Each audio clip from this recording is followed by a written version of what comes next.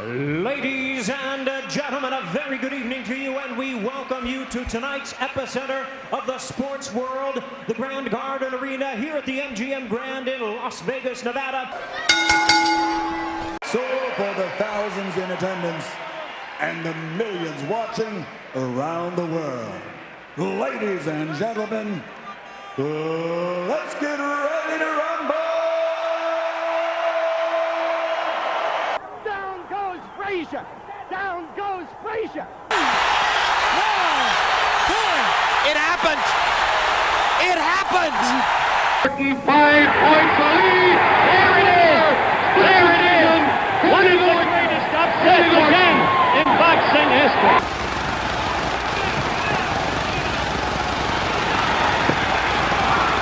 For the new Larry Holmes has done it! We have a new heavyweight champion! Behind me is the most historical boxing ring from Madison Square Garden. It was used from 1925 to 2007. Today, we're here at the Modern Boxing Hall of Fame, where they honor boxers, trainers, and contributors to this great sport of boxing. My name is Tony Polito, and welcome to WCAC Boxing Legends. Today, we're here at the International Boxing Hall of Fame. We had the opportunity of getting in touch with Ed Brophy, which is the president and founder of the Hall of Fame. How'd you get this started? How did it begin? Well, it was really a community effort. The village of Canastota has over 100 years of boxing history, bare-knuckle boxers, high school boxing teams in the 30s and 40s. And then in the 1950s, Carmen Basilio put Canastota on the boxing map, winning the welterweight championship, then the middleweight championship, beating Sugar Ray Robinson. And then boxing continued with amateur fighters, pros. We had another world champion in 1970, Billy Backus, who was the nephew of Carmen Basilio. So the tradition of boxing was always there in the village, and the village wanted to honor the sport and its two champions in the world of boxing. So a lot of community enthusiasts got together, and the village was 100% behind it and gave us an office space and did a feasibility study, and a lot of volunteers jumped on board. Then the New York State Athletic Commission was very supportive, and the world of boxing. And 5 years after starting the project, in 1989, we officially opened the doors. And now we've had our 27th annual Hall of Fame induction weekend, and it's grown, it's been exciting, but it's really been through the effort of so many volunteers. We have a small staff, but many volunteers locally and many people around the world that help out because they love boxing. Yeah. It's great to have a boxing Hall of Fame, just like other sports have a Hall of Fame. Boxing deserves it, and we felt that years ago, and it's been working wonderful to research the sport of boxing, preserve it, let people come and study the sport, young ones to learn of the sport. And it's a wonderful, wonderful sport, and we're so proud to be the home of boxing here in the village of Canastota. Where were you actually born and raised? In this area? So I grew up in the village of Canastota, population only 5,000 people. 5,000. So everybody knows everybody, and everybody put their dukes up and sparred with everybody at different times. You know, sometimes at the high school and in the gymnasium, we'd get the gloves out and do some boxing there. Years ago, boxing teams were very popular as a sport. But in the village of Canastota, there's different spots where we do some boxing. I loved it. Many others loved it. And it's just something that I think, for myself, has always been close to my heart, the sport of boxing, because I've always been intrigued with the managers, the promoters, the networks, the writers, the trainers. And it's a wonderful sport, and to just kind of be around it from a young age gave me the opportunity to kind of play my part of what I try to do to honor the sport, and others play their part in helping the project. So I think together everybody brings to the table something unique, and that's what makes the Hall of Fame the magic of the Hall of Fame. And in return, the champions feel that great feeling when they come to Canastota. And many say it's like their second hometown, and that's what we want to do. We want to honor the sport of boxing, continue to do it in such a unique way that the fans and the champions mingle together, enjoy each other, tell stories, and the champion, who perhaps maybe is recognized today after a number of years, comes to Canastota, they're like a champion again. Everybody's applauding and listening to their stories, and that's wonderful to see those smiles, and it's wonderful for the champions, and it's wonderful for the fans, and it's just a delight for all of us and myself to be part of the project. Well, it's clear. I mean, when I first started talking to you and how much you actually fell in love with boxing and your love for it and what you did for it. But there's a lot of work, and what you just said in terms of the volunteering and the people to get involved. There's not only that and the property the state of New York had given you, or actually the town of Canastota, but the money that had to come in, and the volunteers, and the contributions. But to keep that going, you made a dream come alive. And a lot of young people, I mean, think about it, you just started this, you first, in 1990 was essentially the first Enshrinement? Right, the first Enshrinement, and the opening was the year before in 1989. 5 years before that, 1984, was the press conference to announce Canastota would actively work on establishing an International Boxing Hall of Fame. That's pretty incredible that you've seen all of this grow, and here you are today, now still running it. Is this a full-time thing for you? Are you doing this 40, 50 hours a week? Well, I do. I put a lot of time into it, but it's important. It's important, and it's nice that you're complimenting the work, but it's and again, I keep going back to the pieces of the puzzle, and everybody plays a part. There's so many volunteers, and we have an organization that meets and overlapping meetings, and the village of Canastota has always been the backbone, the village board, the town board, and everybody's played a part. So, equally, everybody shares in the success of where it is for the sport of boxing. And it's just been wonderful. Boxing deserves everything that you can give it. And that's what we believe here in Canastota. Give all to boxing. Boxing deserves it. It's the greatest sport.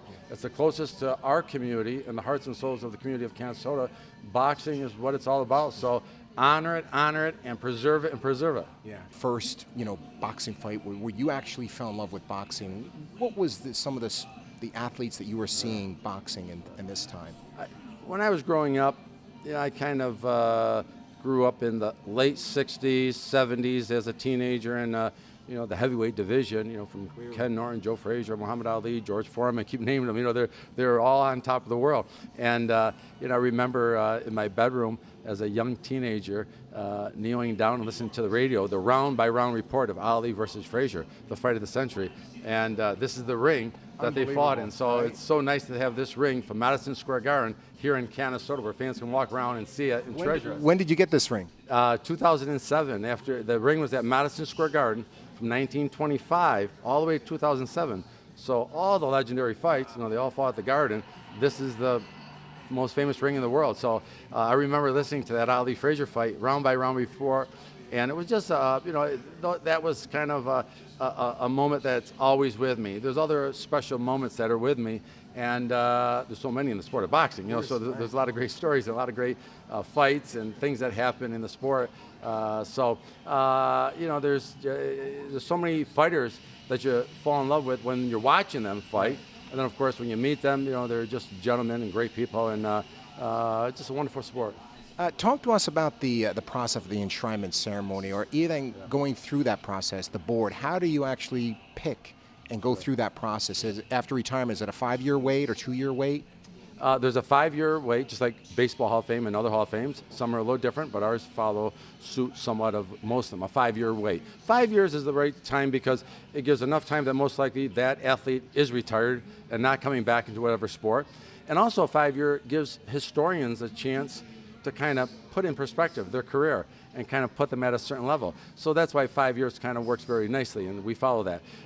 When one becomes eligible, they could be considered for the ballot.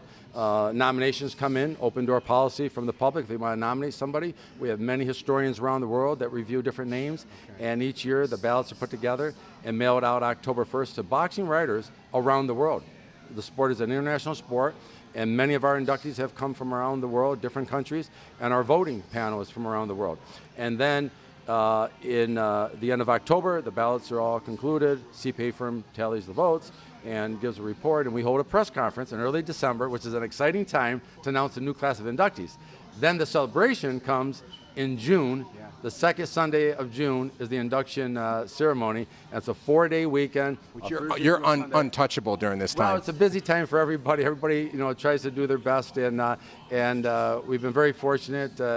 27 years have been exciting for the celebrities and the fans, and it's a great moment when those celebrities go up to the bandstand, accept their Hall of Fame ring, and deliver their induction speech. Really? It means so much to them. Some are very emotional, some tell some fun stories, some exciting stories. Their families are here, the boxing fans are here, and it's really an exciting moment. Then they go in the Hall of Fame and they tour their plaque on the Hall of Fame wall. Years go by, they come back to visit again during induction weekends or during the year, or their family members may come back, visit the museum, and go by that Hall of Fame wall look at their father, their uncle, whoever it might be on that wall, take pictures. So the induction process, the induction celebration is a wonderful thing, and it's so important that it happens, and it happens on an annual basis, and those champions are well recognized, and so it's a wonderful, wonderful induction weekend every year in June.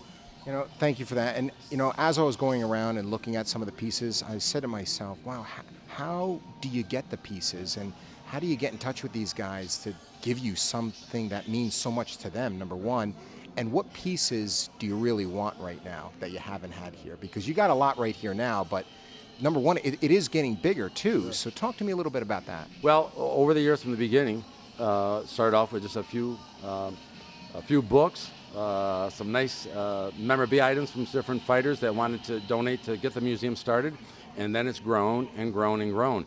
And the collection has grown, and it's come by way of donations of the fighter who wanted to donate something that they wore, or maybe they passed away and a family member wants to have their item of their loved one on display.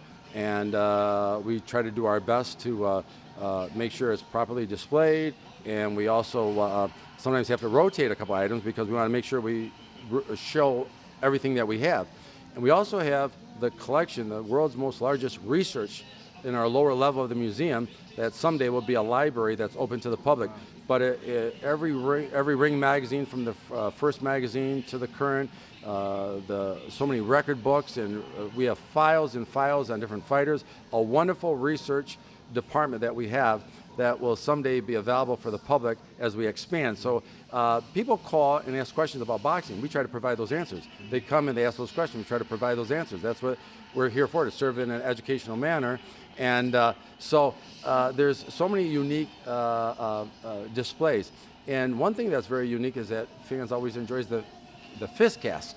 And Dr. Walter Jacobs, a dentist out of New York City in the 20s, who was making a good mouthpiece. And if you wanted to get a good mouthpiece, you went over to Dr. Jacobs' office. Well, he was such a boxing fan, he'd ask the champion to cast their fist with the same plaster material that he'd make the molds with for the teeth. And they cast their fists and then make the fist casting. And he had them on display at Madison Square Garden, the Ring Magazine office, different places. Well, when he was 87 years old, he heard the museum was opening up here in Canastota. Wow. He gave us a call and what said, a gift. Would you want my collection? I want to decide where it's going to go. We said, sure. Absolutely. So sure enough, his fist came up. And the interesting thing is, that was in 1989. 1990 was our first class of inductees. Muhammad Ali, Jake LaMotta, Billy Conn, Ike Williams. Big class. Big class, a great class. We cast their fist from the first class all the way through to the current. So the collection of fist casts are unbelievable. And someday we'll actually have a fist room, with over 300 fist casts. But right now there's many on display, and people enjoy the different comparisons, putting their fists up to other fists.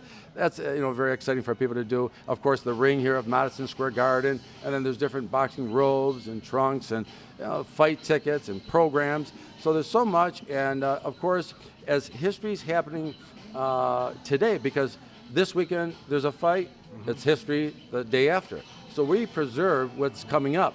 So we're keeping our eye on the things that are happening now, and we hope that the current champions consider supporting the Hall of Fame with maybe something that they wore in a fight to the Hall of Fame, and many of them do that, and they look forward to perhaps have that championship fight, so then they maybe can donate to the museum something to be on permanent display for the fans. So it's an ongoing process, the researching, the collection of memorabilia items that was worn, make sure they're all authentic, they wore them in a fight, detail it, preserve it. So there's a lot involved in that. So the museum has a lot of different functions, a lot of things that are happening, and we feel very proud that we're working hard and doing the best that we can for the sport of boxing. Yeah, it looks magnificent. I mean, my jaw is just to the floor when I walked in. I couldn't believe it. I mean, and people don't even know, it's literally right off the thruway. You can throw a rock at Route 90 here. We call it ringside to exit 34 because it truly is ringside. From the New York State Thruway, Route 90, in the center of the state, you come off that toll booth, you're right there. So we call it ringside to exit 34 of the New York State Thruway, and easy on, easy off. And many of our visitors come from Toronto going to New York City, from Ohio going to Massachusetts, crossing the state. They're boxing fans. They make this as one of their points to come and see. A lot of our visitors also are making a couple day trips by going to Niagara Falls and the Boxing Hall of Fame, or the Baseball Hall of Fame in Cooperstown and the Boxing Hall of Fame. So there's a lot of that, and we get people that come from other different states and from out of the country. Many times, very frequently, we have people from England that come to New York City to tour New York City, but then they make their way up to the Boxing Hall of Fame because they're a boxing fan, and they enjoy a day and a half here, because you can stay here a day and a half and looking at all the items and watching the videos and enjoying it, and enjoy talking to other boxing fans that are in the museum and talking to the staff who enjoy talking and sharing with them boxing stories and helping them out and questions they have. So it's a destination point for many, and then there's sometimes a boxing fan who's passing through and sees the sign, Boxing Hall of Fame. It's like, that's right, Canastota, I'm there. I'm getting off the exit to see the Boxing Hall of Fame. So we're excited to welcome everybody that comes. That's awesome. That's really awesome. Talk to me a little bit about the boxers from Massachusetts, because of course Rocky Marciano from Brockton, and then we got Hearns and Hagler, and there's a few others. So talk to me a little bit about how'd you get in touch with them and the Marciano family. Some of the memorabilia stuff here is just unbelievable. I mean, it's breathtaking to see it. But the famous Hagler-Hearns fight, I mean, those 3 rounds, unbelievable. But I'd love to hear your opinion on those things. Yeah, well, those are, every area of boxing, of a location, kind of has its stories, whether it's Los Angeles, whether it's Mexico City, whether it's Puerto Rico, whether it's in England, whether it's Massachusetts. You start thinking Boston, you start thinking of Brockton, you start thinking of Rocky Marciano. And it goes through everybody's mind, and of course, the undefeated heavyweight champion, and his displays so liked by so many that admired him, and to this day, so many years after, continue to talk about Rocky Marciano, and it's great to have some of his items on display. Of course, Marvis Marvin Hagler. He comes to the Hall of Fame weekend almost annually.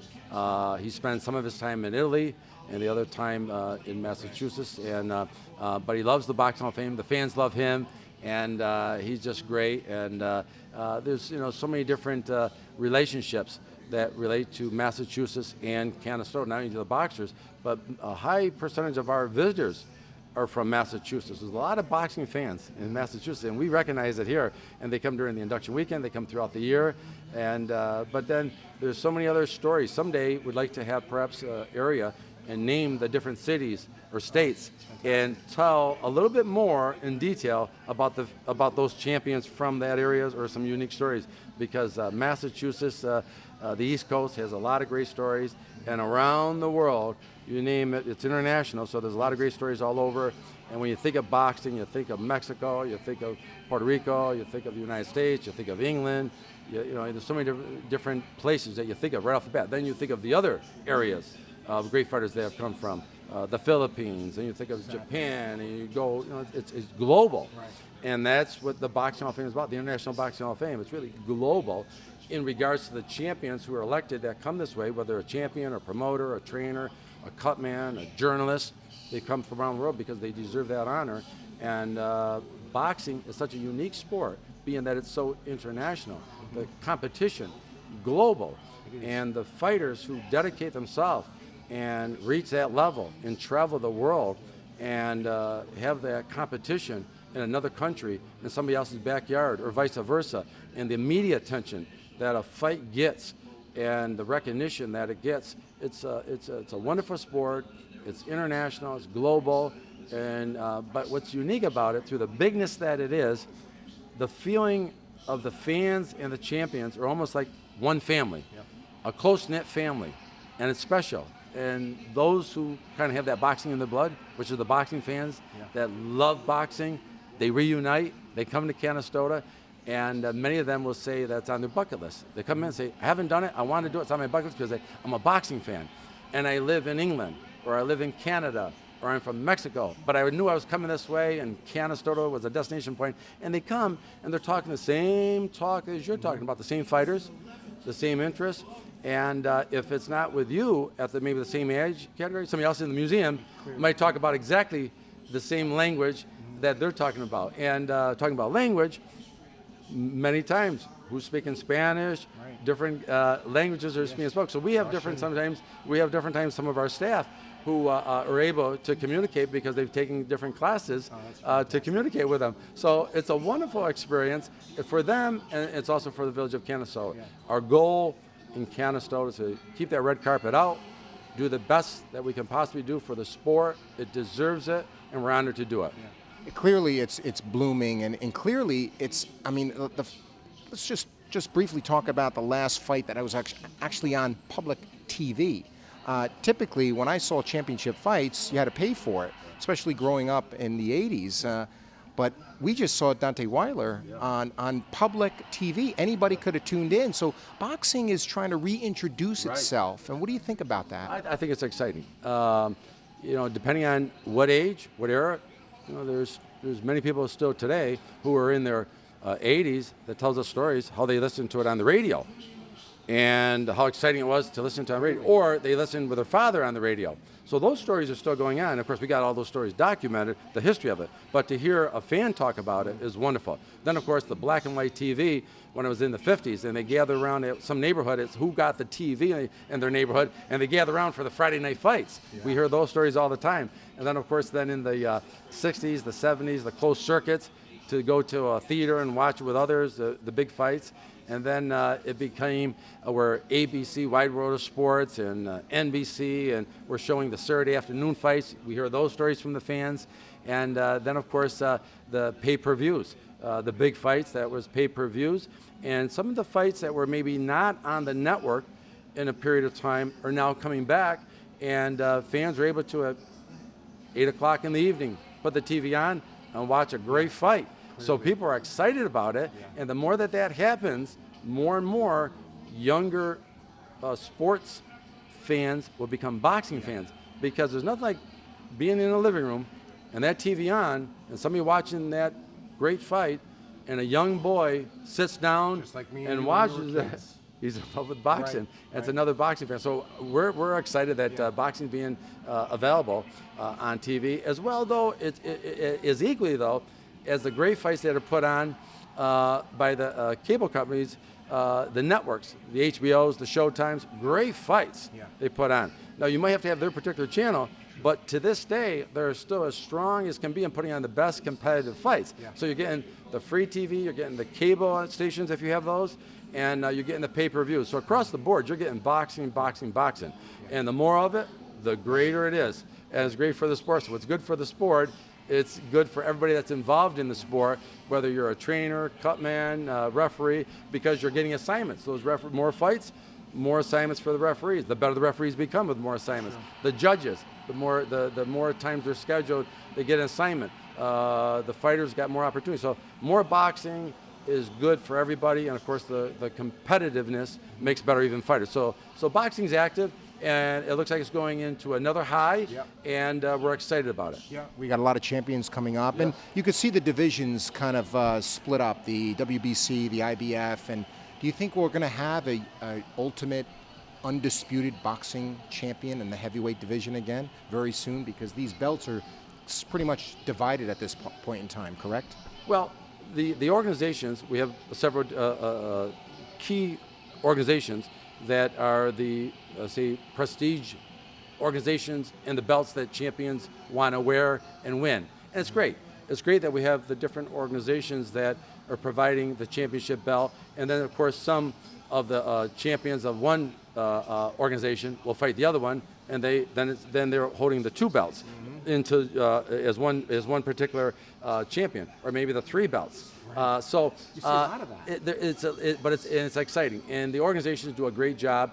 They all got their heart in the right place of giving sanctioning fights that bring good competition, and then the organizations, if one's a WBC champion or WBA or WBO or IBF or IBO, whatever it might be, they're trying to win the other belt, and sometimes that champion gets to wear all those belts. Amazing. And it's exciting. So while some may remember when there was that one champion, in today's generation, for quite a while now, they remember several different champions, but they're following who's holding the most belts, and they're all doing a great job. So it's wonderful that boxing is active. It's wonderful that the networks, the organizations, everybody's putting their foot best forward for the sport, and only good keeps coming from it. So and clearly see that. We're here to document it. And that's what I want to do. I want to help you document that. That's the whole that's purpose of my motivation of coming here, is to show this off, let people see this and experience it.